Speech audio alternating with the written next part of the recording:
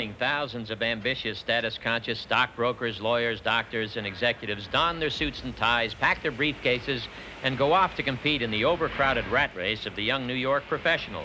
But not Alan J. Weberman. Alan puts on a suit and a tie all right, but his briefcase is a Macy's shopping bag.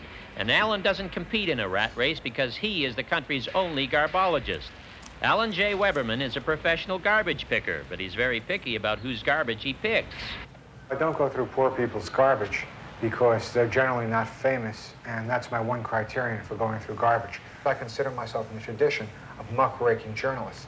After Alan rakes the muck out of the celebrity's garbage, he writes articles about the articles he's found. Norman Mailer had betting slips, very macho garbage, food that's easily prepared. I usually do prowl around in a suit and a tie. It's a good disguise. I was having a lot of trouble getting Gloria Vanderbilt's garbage, and eventually I tried knocking on her door dressed up as a garbage man. I was able to get a load of Gloria's garbage. Nothing was in there, really, just empty bottle of Valium.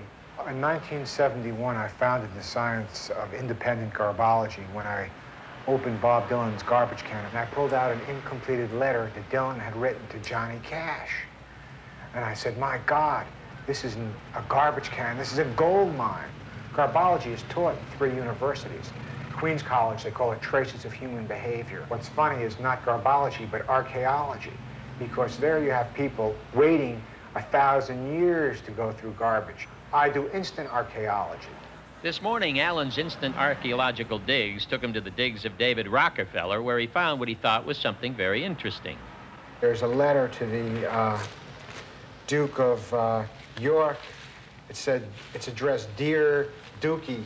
The garbage Alan finds the most interesting, most tantalizing, yet the most difficult to obtain, though, is that of David Rockefeller's next-door neighbor, Richard Nixon. Alan is so anxious to get Mr. Nixon's garbage, he's posted signs all around New York City offering rewards for it. Alan says the reason it's so difficult to obtain is that Richard Nixon has Secret Service agents protecting his garbage as well as his life. This morning, however, Alan saw Mr. Nixon's garbage outside, and in spite of the Secret Service's omnipresence and the houseboy, he tried once again to pilfer it while our cameras were rolling. I collect garbage. Can I have the garbage? No. Leave it. It's not yours. Leave it alone. Okay. That's how you threaten the TV camera. After Alan was told to beat it, I went to Mr. Nixon's door to find out what the Nixon family and the Secret Service agents thought of Alan, and found out they didn't think too much of me. Hi, how are you today? How are you, sir? My name's John Barber from Real People, NBC. What's your name? I have no comment for you, John. Can we help you? Oh, yeah, I wanted to talk to Mr. Nixon. I'm sorry, John. You have to contact his office at 26 Federal Plaza. How about Mrs. Nixon? In New York. Through the same way, John. Okay. Could I ask you a question? No, John. Well, I'll ask you a question. No, hold it. Okay. We're doing a story about... Okay. Since the Secret Service agent wasn't too enthused about talking about Alan and his work, I found some other New Yorkers who would. Hey, somebody's got to pick up the garbage in New York. The sanitation men aren't doing it.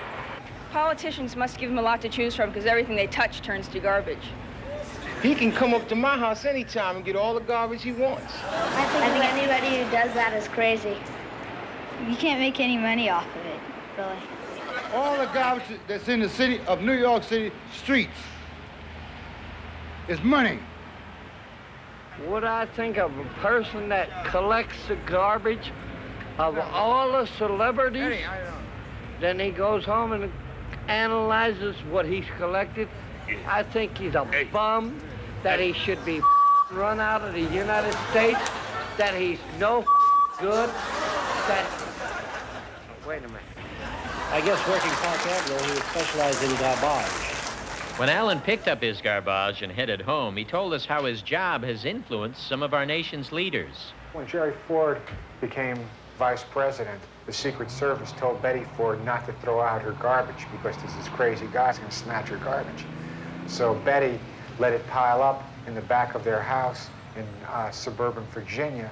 And when Newsweek magazine asked her how her husband being vice president had changed her life, she says, we have, a half a ton of garbage out back now. After spending mornings picking up garbage in the posh Upper East Side, Alan brings it back here to his National Institute of Garbology, where he catalogs and files it. The only competition we have is the FBI and the CIA. In fact, it was revealed that the CIA had a deal with a dump in Virginia where the Russians would send their garbage. The FBI collected the garbage of Martin Luther King in an effort to discredit him. Alan, don't you feel sometimes like you're tapping somebody's telephone? That's next. Here's some of the stuff that I found in Nixon's garbage on previous runs. Here's B.B. Rebozo's home phone number, a letter to Ray Price, former Nixon speechwriter. Here's Patricia Nixon stationery and the 2 unlisted numbers for the Eisenhowers. Alan, what was the most startling thing you ever found? Well, the most startling thing was when I discovered war stock in Bella Abzug's garbage. I then saw the happiest thing he ever found. The happiest thing I ever found was probably Jackie Kennedy's pantyhose. When Alan gets enough of a certain celebrity's non-perishable items like these, he recycles them into collages of the subject. He calls it garb art. Alan has garb art collages of Norman Mailer, Spiro Agnew, Arthur Schlesinger, and John Mitchell. John Mitchell's garbage is highlighted by empty booze bottles and various hate mail. His incomplete collage of Mr. Nixon is another reason Alan is so desperate to get the ex-president's garbage. I'm doing a sculpture of Nixon, and I don't have enough garbage to complete my sculpture. Today, I just couldn't control myself any longer, seeing that big pile of beautiful garbage there. To get Mr. Nixon's pile of beautiful garbage, Alan went back to try again, only with more disastrous results. Our camera with the telephoto lens is shooting down the street in front of Mr. Nixon's townhouse. In a moment, you'll see Alan dart down the stairs. There he goes. Now watch.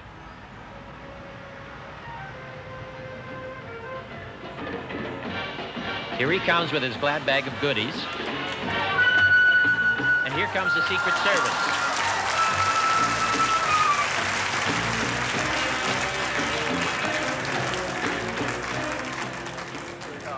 With me, please. Oh, this is garbage, man. I don't care what it is. We told you to get away from here. That's okay, I'll come. With Alan out of camera range on the right, we went as quickly as we could to his aid. Has this ever happened to you before? No, it hasn't. Why is it? Why is it? I asked you to walk across the street to the dining room. Oh, yeah, sure.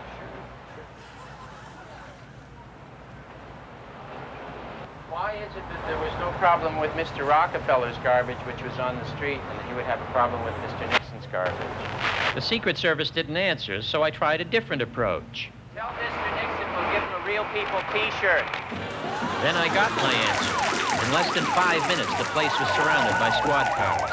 Before you could say mission impossible, Alan was placed in the back of one of the cars. Other vehicles set up a roadblock. And while Alan was whisked away, other officers remained behind to stand guard, search the premises, and talk strategy.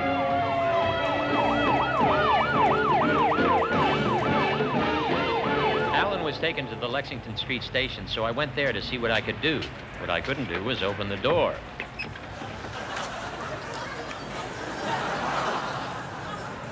Is there any way that we could go up and talk to Alan Weberman, the garbologist at the Secret Service? Garbologist, I like that word. Is there any way? I don't know. Well, we're supposed to do an interview with Yes, sir. The Secret Service is sending some people over, yeah. Okay, and if the Secret Service don't properly identify him, does that mean he has to stay here till he's identified? No, I think what the Secret Service people want to ascertain, make sure that he is not a threat to President Nixon. We were doing another story in New York yesterday, and we were upstairs a couple hours. We came back. Our van was on the street, busted into, half the stuff stolen. And we called the police, and nobody showed up. I mean, we waited 2 hours at the scene, and nobody showed up. And somebody steals a bag of Mr. Nixon's garbage, and 5 minutes later, we had 3 squad cars there. Well, it depends on our workload at the time. If there are other more important assignments, I guess we take them first and take each job in its priority. There are incidents like this in which bombs and different devices are placed around buildings. We have to be very cautious of that fact. So, again, anybody who goes near the former president's residence may be a threat to him and to the people who live in that area. And that's our concern. 1 hour after Alan was taken into custody, the Secret Service determined he was no threat to anyone and ordered him released. The police and the Secret Service were very courteous to us and to Alan. And in releasing him, they said they brought him in because they had a job to do. Thank you. Appreciate that. Had a tough job. And after Alan was released, he said he, too, had a tough job to do.